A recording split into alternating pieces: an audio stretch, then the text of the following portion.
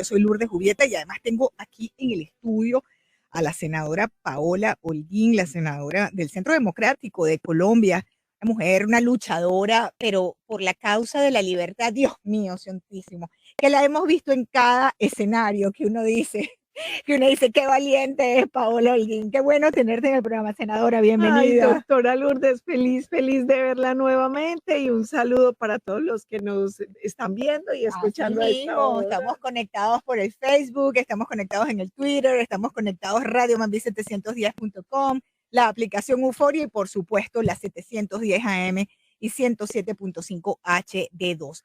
¿Cómo está Colombia? Estamos todos muy preocupados con el tema de las elecciones presidenciales porque vemos que está punteando allí cabeza a cabeza, según las encuestas, unos días más, unos días menos, el candidato del Foro de Sao Paulo, el candidato de Maduro, el candidato de la izquierda, el candidato de Cuba, Gustavo Petro. ¿Cómo puede ser eso posible? Bueno, estamos todos con las alertas, con las alarmas puestas. Hoy en un foro donde se estaba lanzando como un documental de disenso sobre el Foro de Sao Paulo, decía nadie escarmienta en cabeza ajena. Pues yo espero que nosotros escarmentemos en cabeza ajena. Es cierto, y está punteando el candidato del Foro de Sao Paulo, el Grupo de Puebla, de las narcodictaduras, pero los colombianos sabemos que la democracia es muy fácil perderla y muy difícil recuperarla.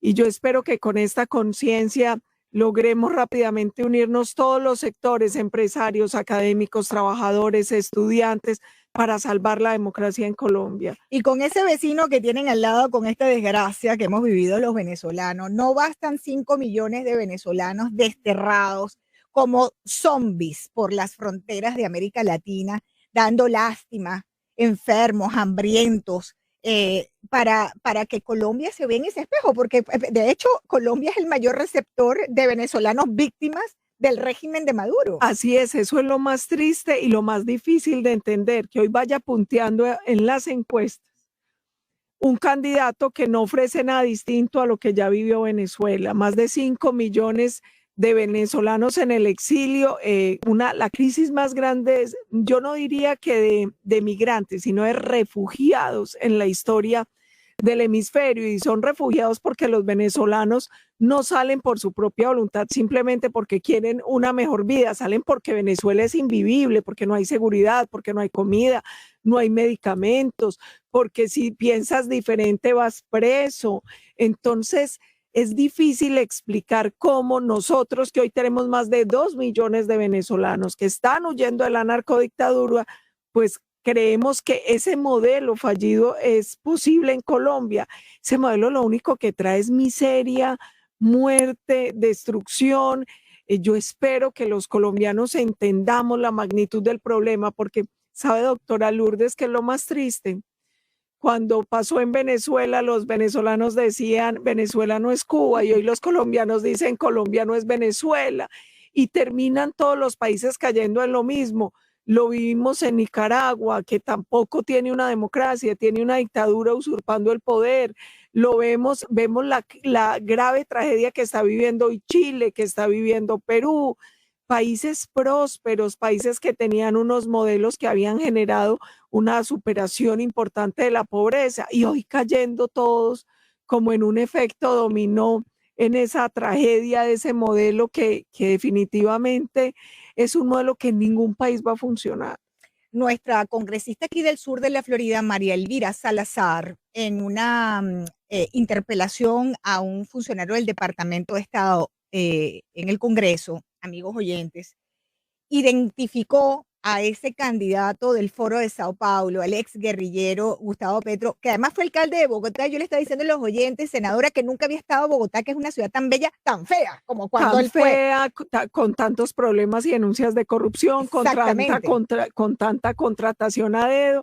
No olvidemos la crisis de las basuras y todo lo que vivió Bogotá. Es que es lo que uno no entiende. Ya él nos dio una prueba, primero con el modelo fallido de Bogotá, y dos, cuando empezó a incentivar esas protestas que terminaron en bloqueo, en vandalismo, en terrorismo. Ellos eran los promotores de esa destrucción. La pregunta que uno se hace es, Colombia ¿por qué no despierta? ¿Por qué Colombia no quiere ver lo evidente? Que él es un generador de odio, de división, de miseria. El expresidente Uribe hoy le ponía un trino diciéndole que él era muy generoso porque a todo el que pensaba contrario a él lo graduaba de uribista, que él había sido a veces mezquino diciendo que él era chavista, que en realidad en un gesto de generosidad tenía que reconocer que Chávez era petrista. Exactamente, qué duro, pero siempre brillante, ¿no? El presidente Uribe. Pero María Elvira Salazar, amigos oyentes, en el Congreso dijo esto que yo les voy a colocar. Escuchen lo que dice la congresista María Elvira Salazar aquí, que después tiene ya la respuesta de Petro. Vamos a escuchar. Ya se lo voy. President Biden's top advisor, his name is Juan el González, presidente tiene a Juan González, dijo que el señor Biden no tiene idea de quién es Gustavo Petro. No tiene idea de quién es Gustavo Petro. Te voy a decir quién es.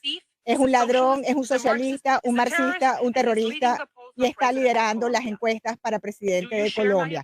¿Usted comparte mi opinión sobre esto? Y el del Departamento de Estado dice, he servido como su jefe de misión en Colombia, me he reunido con él, sepa que la elección es una decisión para el pueblo de Colombia. María Elvira dice, te pregunto, ¿qué piensa el Departamento de Estado sobre Petro? ¿Cuál es su opinión? No voy a caracterizar a los candidatos de Colombia. Bueno, y ahí más o menos muere la discusión o la interpelación de María Elvira, este funcionario, que después no dice nada. No, yo no voy a comentar sobre lo que pasa en Colombia. Pero acto seguido surgió la respuesta de Petro, quien dice, Petro, que es que en Estados Unidos María Elvira lo está mandando a matar. Ha dicho que la congresista María Elvira Salazar lo ha mandado a matar por haber dicho eso. Escuchen ustedes lo que dice Gustavo Petro en un Zoom. Colombia, miembro de este Congreso de la República, y hasta ahora no hago nada más que ejercer mi función pública como senador de la República. El gobierno de los Estados Unidos la recriminó, dijo que no se metía en las elecciones de Colombia. Pero entonces yo me pregunto lo siguiente. Ese tipo de afirmación que llega a la opinión pública colombiana no está preparando mi asesinato. Si lo que se dice de mí, simplemente porque soy un contradictor político y tengo unas ideas políticas que he defendido a lo largo y ancho de Colombia, es que soy un ladrón y un terrorista, cuando lo que soy es un senador de la República, no está incentivando un asesinato sistemático en Colombia, incluido el mío. Senadora, ¿qué le responde usted? Varias cosas. La primera es, Gustavo Petro es experto en victimizarse, es experto en tergiversar, es experto en generar, mire, el ladrón juzga por su condición. El ladrón juzga por su condición. Varias preguntas le tendríamos que hacer a Petro. La primera, ¿es cierto o no que sucedieron investigaciones de corrupción por la administración de él en Bogotá, por ejemplo, con el escándalo de los carros de basura? ¿Es cierto o no que la mayor parte de la contratación fue a dedo y no a través de licitaciones transparentes? Frente al tema de guerrillero, ¿es cierto o no que él hizo parte del M-19, una organización guerrillera terrorista que se tomó el Palacio de Justicia, que incineró a los magistrados de Colombia que estaban en esa corte? ¿Es cierto o no que perteneció al M-19, que es una organización responsable de asesinatos y secuestros? A él es al que le tenemos que hacer preguntas. Y si es cierto o no que él ayudó a incentivar los paros que terminaron en violencia, vandalismo y terrorismo, que terminaron en más de 1.700 soldados y policías de Colombia heridos, 3 asesinados, en el vandalismo y en la destrucción de centros, de lugares de comercio, de los sistemas de transporte masivo. Él es el que debería dar respuesta, pero él siempre utiliza la fácil, que es victimizarse, esposar. Aquí nadie lo está mandando a asesinar. Aquí una senadora, una congresista, tan congresista como lo es él, con su derecho de palabra, lo describió. Así como él ha hecho muchas veces por sus antecedentes. Y María Elvira Salazar lo describió por sus antecedentes. Y además con algo importante, María Elvira es hija de cubanos. María Elvira sabe lo que es Cuba, el Foro de Sao Paulo, el Grupo de Puebla y la relación de Gustavo Petro con ellos. porque ella sabe lo que ha significado más de 60 años de esa dictadura en Cuba. Ella está hablando con todo el conocimiento de causa. 5:26, tengo que identificar brevemente la emisora. Estamos en el estudio con la senadora Paola Holguín, pero veo un gran titular del Tiempo que a respuesta de que él fue guerrillero, ¿no? Gustavo Petro dice que él fue guerrillero como Bolívar y como Washington. Este sufre del síndrome del narcisismo. Pero además es infame. Infame.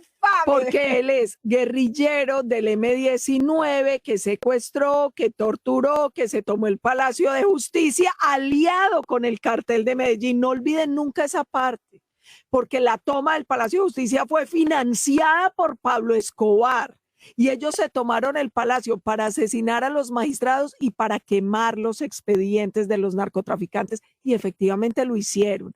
Bolívar y Washington fueron libertadores, fueron demócratas, fueron hombres de institucionalidad. No fueron unos asesinos, secuestradores, como lo fue el M-19. Hoy súper bien acompañada en el estudio. Además, déjeme decirle, senadora, que es después de la pandemia, usted es la primera invitada en persona que tenemos. Así que hay que ponerle los aplausos para recibirla, porque es la primera en persona, la primera invitada que viene. Ahí están los aplausos. Nuestra primera invitada post-pandemia, senadora, ¿no? Bueno, estábamos hablando de hacia dónde va Colombia y afortunadamente en medio de todas las malas noticias, ¿no? Por esta, digamos, esta alza en el discurso vendible, en el discurso izquierdista del socialismo del siglo XXI, fracasado de norte a sur y de este a oeste, pero es ese discurso populista, como usted sabe perfectamente, vende, ¿no? Se vende. Es que además porque nadie se pregunta el cómo. Entonces, cuando un tipo como Petro dice, no hay plata, imprimo billetes, no le alcanza el arriendo, voy a bajar los arriendos, entonces voy a comprar las tierras para repartirlas, que en realidad es expropiarlas. La gente nunca hace esta reflexión y ellos venden un discurso de odio donde el enemigo es el empresario y el rico.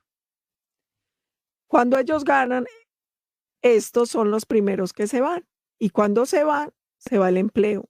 Y lo único que queda para el pueblo es miseria.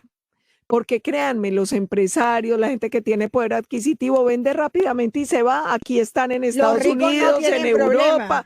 El problema es para el pueblo. El ciudadano de a pie. El problema es para el ciudadano que finalmente termina, como lamentablemente han terminado muchos venezolanos en los semáforos de América Latina o muchos cubanos jugándose la vida en alta mar con tal de irse de la isla. Es tan fácil pensar.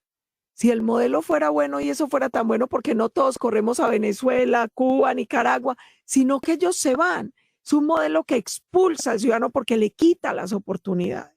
Y todavía hay gente en la izquierda que defiende esos modelos, defiende dentro de Colombia, defiende el caso de Venezuela, defiende el caso de Cuba, pero yo creo defiende el caso de Nicaragua. Yo creo que los defienden por complicidad, porque finalmente ellos también terminan siendo una red que se alimentan entre ellos para ganar elecciones, para hacerse al dinero, para hacerse al poder.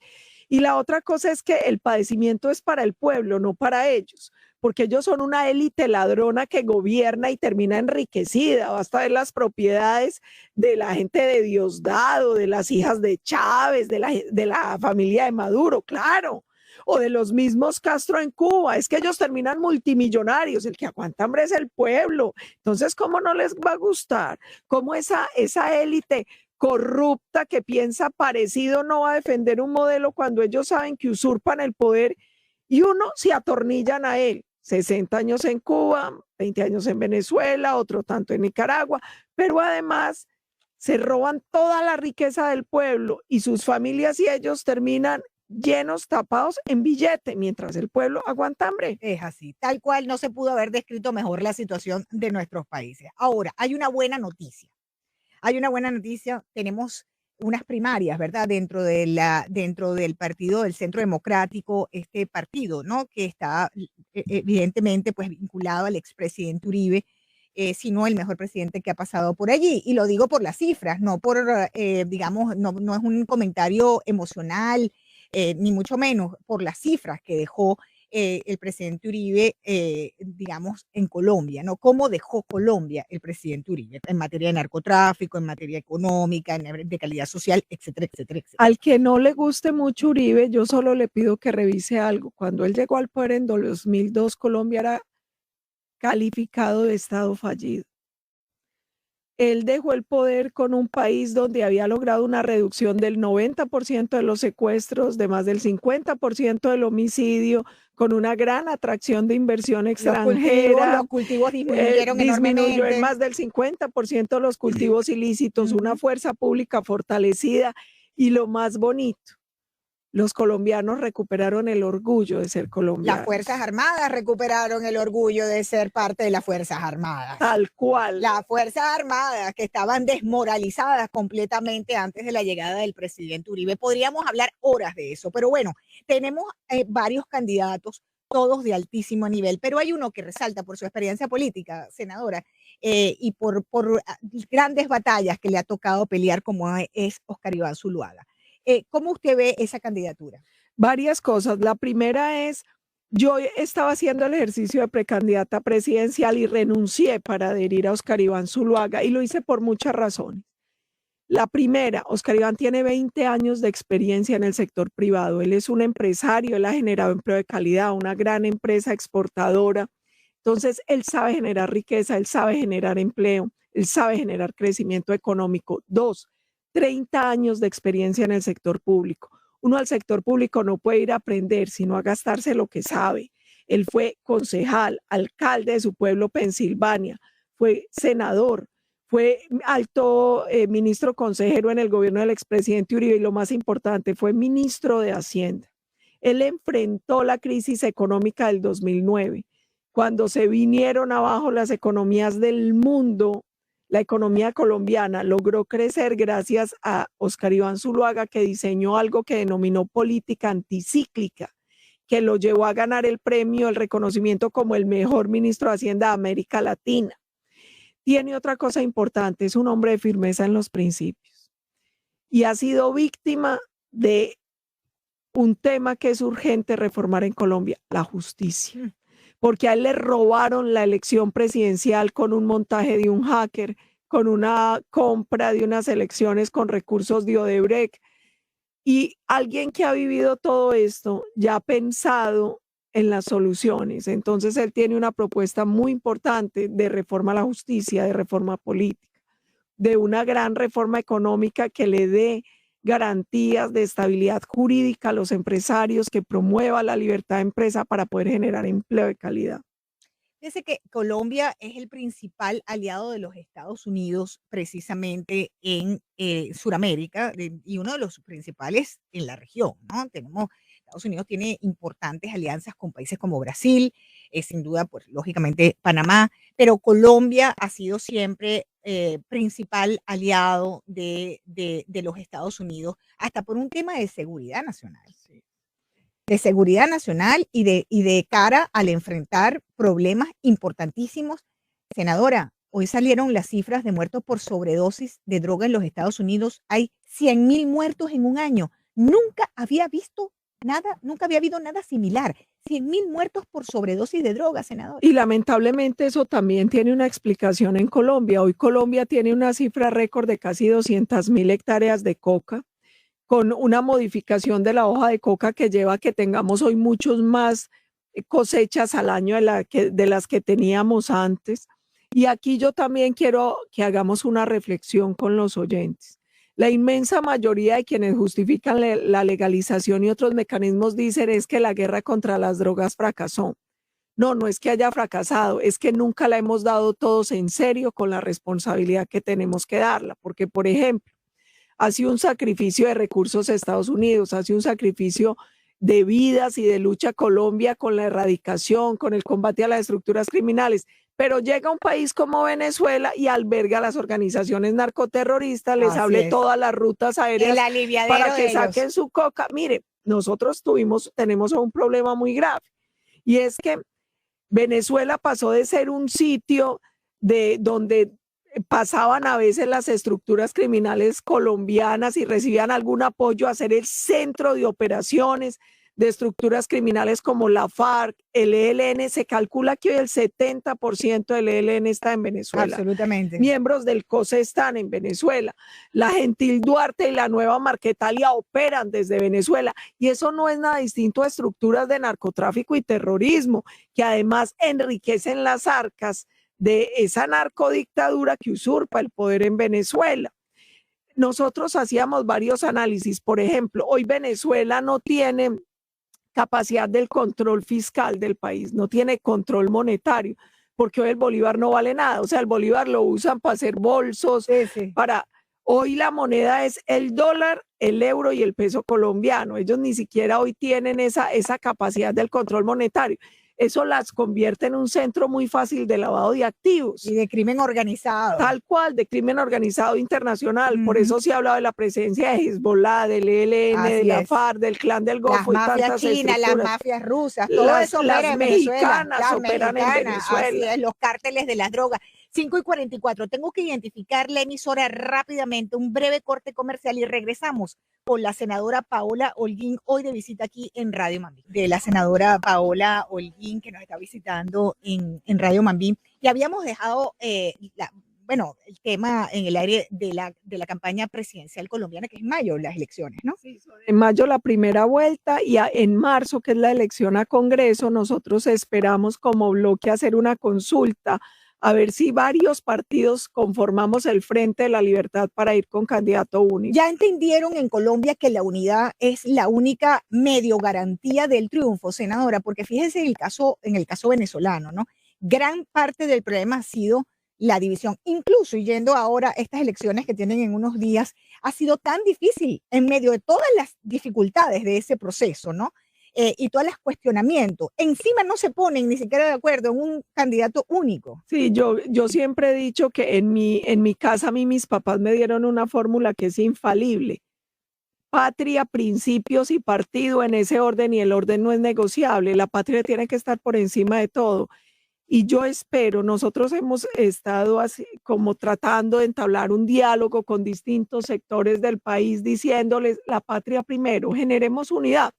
Si uno empieza a hablar de lo que lo diferencia o lo distancia del otro, pues seguramente encontramos muchas cosas, pero si buscamos unos mínimos comunes sobre la ruta de país, yo también estoy segura que encontramos muchos. Por ejemplo, quienes queremos conformar este gran bloque por la libertad, defendemos todos la democracia, la institucionalidad, la libertad de empresa. Todos defendemos a nuestra fuerza pública como la garante de la seguridad y la convivencia ciudadana.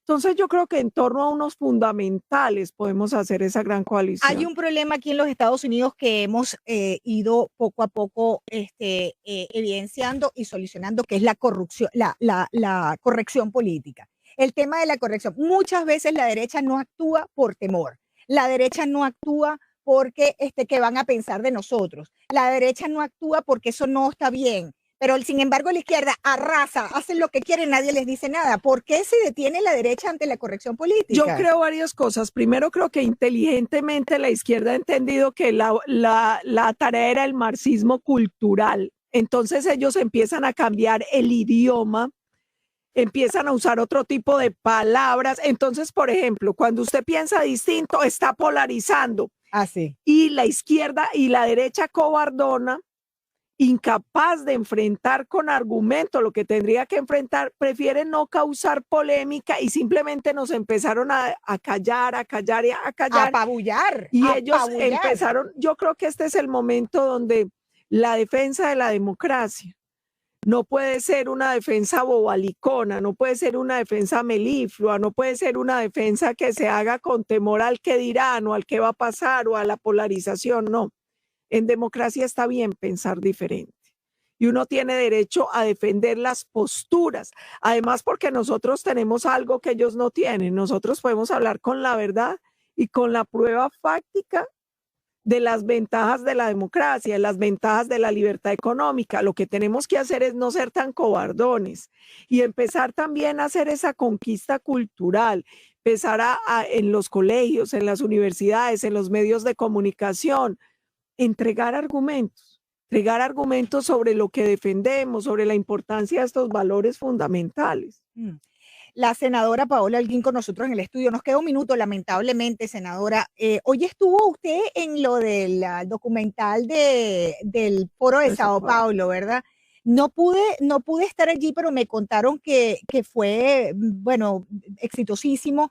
Y me pregunto, hasta cuándo, senadora, vamos a estar en esta lucha? Yo ¿no? creo que ya hay un despertar, por lo menos ya hay algo importante que se viene trabajando no solo desde la Fundación Disenso y con la Carta de Madrid, sino desde otras organizaciones. Ya entendimos que tenemos que trabajar en red, que tenemos que trabajar en unidad, que la defensa de la democracia y la libertad no tiene límites fronterizos, que tiene que ser una tarea permanente de unidad y de todos, y también que hay otras formas de comunicar, y yo creo que eso logran este tipo de documentales y los esfuerzos que se vienen haciendo, porque no es cierto que todos los jóvenes sean de izquierda, ni que todos los artistas sean de izquierda, ni que todos los... No. Al contrario. Lo que necesitamos es empecemos a hablar, a comunicar, a ser más creativos en la comunicación, porque créanme que la defensa de nuestras naciones y de la democracia merece cada sacrificio que hagamos. Senadora Paola Holguín, gracias por acompañarme. Qué bueno tenerla hoy en el programa, qué bueno verla después de tanto tiempo. La pandemia también nos tenía separados, nos hemos visto por Zoom, pero qué alegría